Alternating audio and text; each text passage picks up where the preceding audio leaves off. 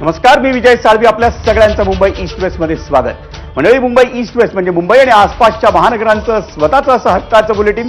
सुरुवात करूया या बुलेटिनला आजच्या मोठ्या बातमीनं.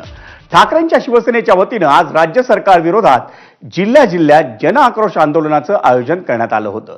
माजी मुख्यमंत्री उद्धव ठाकरे यांच्या उपस्थितीत मुंबईतल्या शिवाजी पार्क परिसरात झालेल्या आंदोलनात राज्य सरकार विरोधात रणशिंग फुंकण्यात आलं. भ्रष्टाचारी मंत्र्यांना राज्य मंत्रिमंडळातून डच्चू मिळेपर्यंत हे आंदोलन थांबवणार नसल्याची घोषणा उद्धव ठाकरेंनी केली. महायुतीच्या कलंकित आणि भ्रष्टाचारी मंत्र्यांची तातडीनं हकालपट्टी करण्याच्या मागणीसाठी हे आंदोलन करण्यात आलं. यावेळी उद्धव ठाकरेंनी आपल्या कारकिर्दीत मंत्र्यांच्या झालेल्या हकालपट्टीवर बोलताना संजय राठोडांवर अप्रत्यक्ष निशाणा साधला. एका महिलेच्या वादात अडकलेल्या वनमंत्र्याला घरी पाठवण्याची आपण हिंमत दाखवली, पण महायुती सरकारकडे एवढं पाशवी बहुमत असतानाही भ्रष्ट मंत्र्यांना घरी पाठवण्याची हिंमत ते का दाखवत नाहीत, असा सवाल उद्धव ठाकरेंनी केला. तसंच जगदीप धनखड कुठे आहेत, त्यांना गायब केलंय का, असा सवाल विचारून त्यांनी केंद्र सरकारलाही लक्ष्य केलं. तुम्हाला सत्ता टिकवण्यासाठी कोणतं तरी मंत्रिपद आपल्याला द्यावं लागतं, पण पहिल्या प्रथम असं झालं की एका व्यक्तीला आवडीचं खातं मिळालं. कोण? रमी मंत्री. हे रमी मंत्री आहेत. क्रीडा मंत्री कुठे आहेत?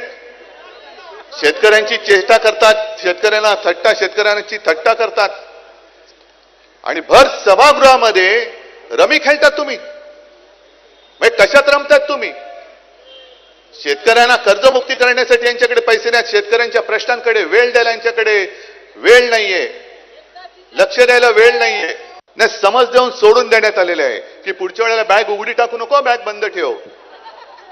पुढच्या वेळेला तू सावली बार नेऊ ठेवू नको, भर उन्हाचा बार काढ. हे बघा आलं ऊन. सावलीमध्ये डान्स बार नको, उन्हामध्ये डान्स बार कर. आम्ही समज देऊन त्यांना सोडून दिलेलं आहे. पुन्हा असं करायचं नाही. ठीक आहे, चांगली गोष्ट आहे. मला देवेंद्र फडणवीसांची कीव येते.